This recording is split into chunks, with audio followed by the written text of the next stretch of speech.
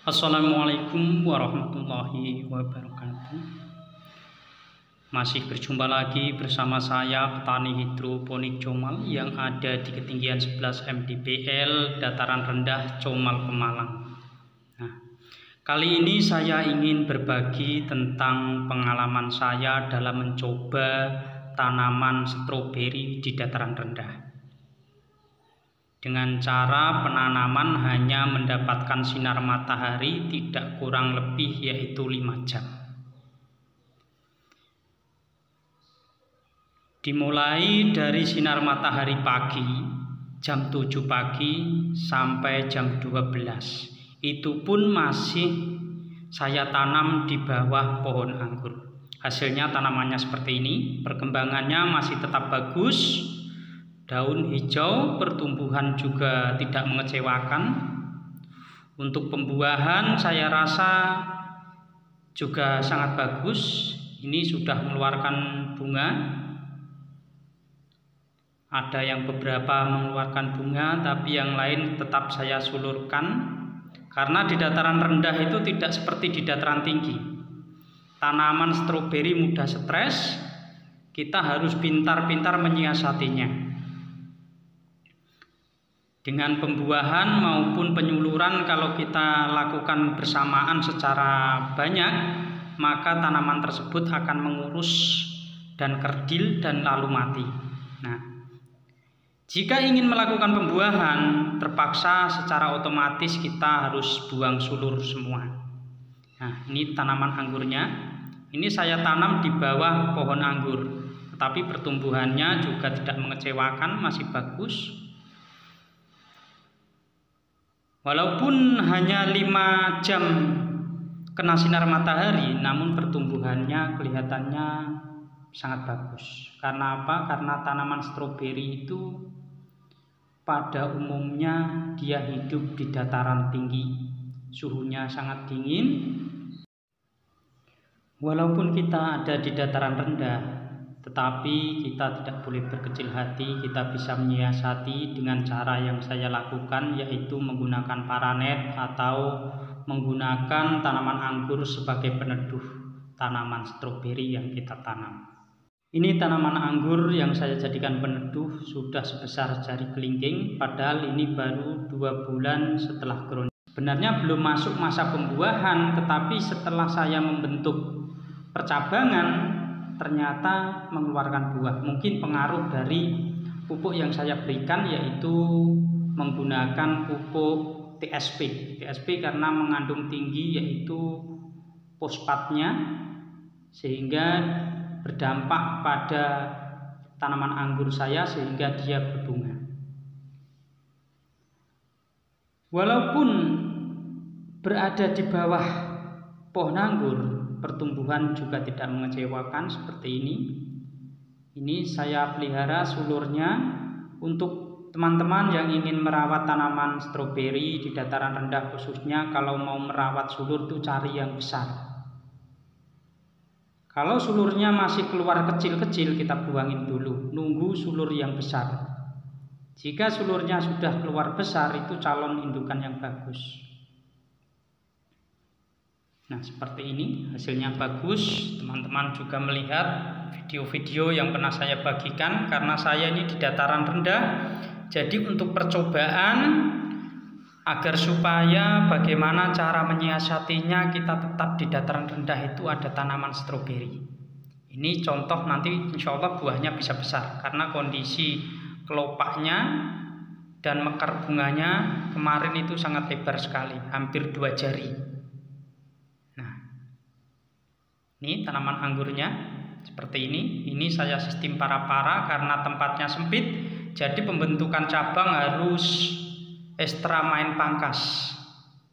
Hanya beberapa mata tunas saya pangkas karena tujuannya yaitu tadi, karena ini tempatnya sempit, jadi nanti harus pintar-pintar mengatur sistem. Setelah terjadi pemangkasan, padahal sebenarnya belum waktunya pembuahan, tapi tetap mengeluarkan bunga karena jenis ini itu jenis sangat mudah, yaitu jenis Jupiter.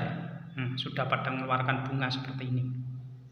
Karena tunas bat pecah jadi membawa bunga seperti ini.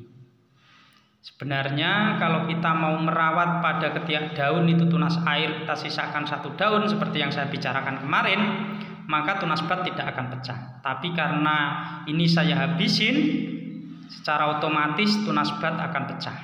Nah, ini untuk pengalaman bagi teman-teman yang menanam pohon anggur, ini sudah berbunga.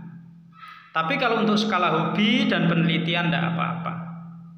Agar kita tahu, oh begini dampaknya dan begini hasilnya. Tapi kalau untuk skala kebun, kita mempunyai metode dan teori berbeda lagi. Karena di kebun itu kalau kita mendengar kebun pasti luas, sehingga tanaman bisa berkembang dengan leluasa. Beda kalau kita tanam di rumah. Kita harus pintar-pintar mengatur sistem menyesuaikan kondisi tempat yang ada. Nah, walaupun dataran rendah perkembangannya juga bagus seperti ini, saya perbanyak. Karena di dataran rendah itu sulit.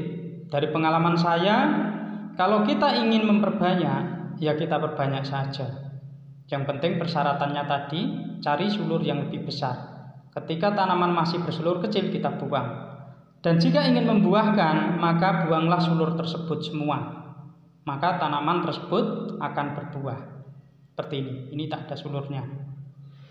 Karena kita tidak bisa melakukan secara bersamaan di dataran rendah. Karena tanaman mudah stres.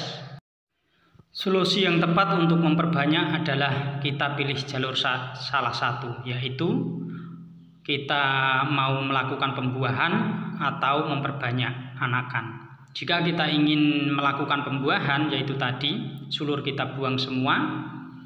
Dan jika kita mau melakukan memperbanyak, yaitu tadi kita pelihara sulur-sulur pada tanaman tersebut. Semoga penyampaian ini bisa memberi manfaat bagi teman-teman yang ada di dataran rendah ingin menanam stroberi. Karena untuk tanaman stroberi di dataran rendah tidak perlu matahari terlalu banyak. Hanya cukup dengan 5 jam sehari dia sudah bisa berkembang dengan baik. Asalkan apalagi kalau matahari pagi, sangat penting sekali. Untuk masalah perawatan sehari-hari sudah saya bahas di video-video sebelumnya, sehingga teman-teman yang ingin mempelajarinya bisa dibuka di link video yang telah saya bagikan. Dan ini untuk tanaman anggur juga solusi bagi teman-teman yang menanam di dataran tinggi. Ini tanaman anggur juga begitu, dia hanya mendapat sinar matahari hanya 5 jam. Dan kondisinya pun tidak dengan sinar matahari yang maksimal, tapi tetap bisa berbuah. Dan ini kalau saya rekomendasikan buat teman-teman yang ada di dataran tinggi, jenis ninel sangat cocok untuk dikembangkan di dataran tinggi. Dia tetap bisa berbuah. Ini hanya mendapat sinar matahari 5 jam juga. Dan itu pun masih terhalang oleh kayu yang ada di atas. Karena ini tadinya itu ada gentengnya saya lepas. Sehingga untuk sinar matahari masih kurang. Tetapi hasilnya juga bagus, lumayan bagus juga. Maka dari itu saya rekomendasikan buat teman-teman yang ada di dataran tinggi, mungkin 1000 mdpl, saya sarankan dengan anggur jenis ini insya Allah bisa berkembang dengan baik. Karena saya coba dengan keadaan kurang sinar matahari pun dia masih bisa subur, berkembang dan berbuah. Dan inilah hasil buahnya. Nah, kemungkinan ini sekitar nanti 1,5 bulan insya Allah sudah panen. Kalau ini kondisinya panas mungkin ya cepat, tapi karena ini posisi dapat sinar mataharinya hanya beberapa jam saja, ya kemungkinan 1,5 bulan lagi.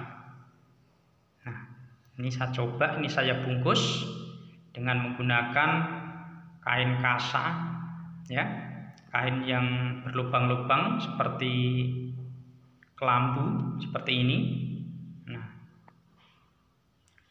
buah agar supaya mulus, bersih dan tidak dihinggapi oleh lalat buah. Nah, hasilnya seperti ini. Ini sudah satu persatu mulai menguning, mau berubah merah. Kalau ini sudah keadaannya berada di kondisi panas pagi sampai sore, kemungkinan sudah warnanya sudah mulai pada merah. Tapi karena ini hanya mendapatkan sinar matahari 5 jam sehari, itu pun masih terhalang kayu,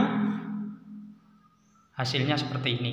Maka dari itu saya rekomendasikan buat teman-teman yang di dataran tinggi kepingin mencoba, seperti saya di dataran rendah kepingin mencoba tanam stroberi, dan teman-teman yang ada di dataran tinggi kepingin mencoba tanam anggur, saya rekomendasikan untuk jenis ini, insya Allah aman. Cukup sekian video dari saya, semoga bisa memberi manfaat bagi teman-teman semua. Jika ada salah, saya minta maaf yang sebesar-besarnya. Wassalamualaikum warahmatullahi wabarakatuh.